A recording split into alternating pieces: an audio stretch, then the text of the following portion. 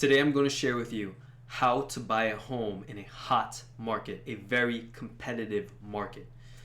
If you're buying a home in 2021, you see homes are flying off the shelves. The moment they come on the market, they're gone. Today we're going to go over the strategies to make your offer look more appealing in a multiple offer situation. Welcome to the channel. My name is Stephen Hunt. I'm a licensed real estate salesperson with eXp in the capital region of New York. I'm also a licensed loan originator with Freedom One Funding. On this channel, I'll be going over everything you need to know about real estate, as well as some tips on finance. So please hit that subscribe button and hit that notification bell so you don't miss out on a video. Now, let's get into the strategies to help you make your offer look more appealing. We're going to start off with waiving inspections. Now, I do not recommend this to anyone, especially if you're a first-time home buyer and you know nothing about houses. Do not waive your inspection. However, if you are in a multiple offer situation like this market, it's happening with every single house. Now, if you find a house that you love and you feel comfortable that the inspection should go fine, or if you have enough money to fix any damages once you buy the house and you find out something's wrong, then you can waive the inspection. This will make your offer way more valuable. The reason this makes your offer more valuable is because it lessens the amount of time that it will take for the seller to close the deal. It's one less contingency. Also, if the seller did decide to go with an inspection contingency, then let's say, for example, the buyer and seller came to a disagreement when the inspection happened. Let's say the inspector said the roof is at the end of its life, even though there's no leaks, and it shows that it does have a little bit more life left. The inspector says that it needs to be replaced because it's close to the end of the life. And then the buyer will say, you know what, it's almost there. I don't want to have to deal with that problem when I move in, so I want the seller to deal with that since it's at the end of its life. If there's a disagreement and the deal falls apart, time wasted. The seller will have to remarket their home, and then sometimes when you place your property back on the market, it takes a little longer to sell, so the seller would rather waive the inspection contingency. The second strategy is to make sure there's no seller's concession. I mean, if you do need it in order to get the deal done, you have to include it. But if not, then don't include it. Seller's concession is basically when the seller helps with closing costs. The buyer still actually pays that amount in their loan, but the seller will have to agree to this because once you buy the house, the purchase price, the seller will actually put a certain amount to closing costs, 3 to 6%, depending on if you have conventional or FHA. Seller's concession is usually maxed out at 3% for conventional, 6% for FHA, 2% for investment loans. So if you do need some seller's concession, reduce the amount to the lowest amount you need to close, or have a little excess just in case. The reason this makes your offer more valuable is because if for some reason the appraisal comes in lower than the purchase price, then there'll be an issue. The bank won't lend you more than what the house is appraised for.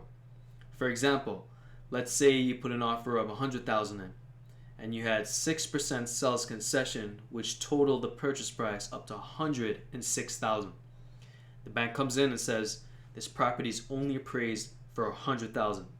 That means the excess $6,000 will have to be negotiated between the seller and the buyer. Will the seller say, forget the $6,000, we're just going to meet you at $100,000? Or will they say meet us halfway? Now the thing about it is they listed the property at $100,000. You're buying the property at $100,000, but because you need seller's concession, they're going to have to take a hit on it. In a hot market, sellers will not look at your offer if you have seller's concession. They'll look at ones that don't have seller's concession because they're receiving 5 to 20 offers. Again, if you need seller's concession, you have to include it. There's no other way. And that is completely fine. This is just some advice on how to maximize the chances of getting your offer accepted. The seller is going to want to make sure that they have no obstacles in their way. They want to make sure they can maximize the amount of profit they can make on the property. So they'll be looking into all of these things when choosing an offer. The next strategy is pulling the emotional string. Now, we call this the sappy letter. It's when you write a letter showing how much you love this house and why it's meant for you. You could write things like how the moment you saw it, you just knew you could start a family over there. Things like that. Make it look sappy. Say why you love the house. Mention some great features on the property. Mention that you think the sellers did a great job in maintaining the property. Things like that. Now, this strategy does help to some degree. Of course, it depends on the seller, and most sellers do want to make the maximum amount of profit they can, but you never know. Once you hit all the strategies at once, this makes your offer more valuable. And here is a bonus strategy. It's one of the most important strategies to help your offer get accepted. All you have to do is hit that like button. The next strategy is using an escalation addendum. An escalation addendum basically states that you're willing to go higher than another offer. Depending on how much higher you want to go, you could say 1,000 higher, 3,000, 5,000, whatever you want. You're saying that you're going to go that much higher than the other offer with a cap. Now, you could put your cap at 15,000 higher than asking, 20,000 higher. You can place your cap as high as you want. And in this market, in 2021, the house prices are going insane. I've seen offers over 50,000 on a property. I've heard of other properties going way over asking as well. 6 figures over asking in different states. Your real estate agent will help guide you with the right decision to make. Of course, it is up to you to make that decision, but you have a real estate agent who will guide you. If you don't have a real estate agent and you're planning on buying a home, feel free to contact me. My calendar link is in the description below. Once you click on that, you'll be able to schedule a buyer consultation call with me. And just so you understand it a little better, I'm going to give you an example. Let's say you place an offer on a home for $100,000. Somebody else placed another offer. Let's say they have 3 offers or more. You don't know how many offers they have. The listing agent reaches out to everyone and says, listen, we have a multiple offer situation. The deadline is Tuesday at 12. Send your highest and best. If you did an escalation clause, your starting amount would be the offer you submitted, which is $100,000. Then you'll say, we're willing to go 1,000 higher than any other offer with a cap of $120,000. So if another offer comes in at 110, you'll be automatically placed at 111. If one comes in at 119, you'll be placed at 120,000. If one comes in at 120,000, then you're pretty much around even. Now, if one comes in at 121, then you already capped out at 120. You're not going any higher. The next strategy is to increase your deposit. By increasing your deposit, this will make the seller see that you are very serious in buying their home. Because if you pull out for no good reason, you lose that deposit.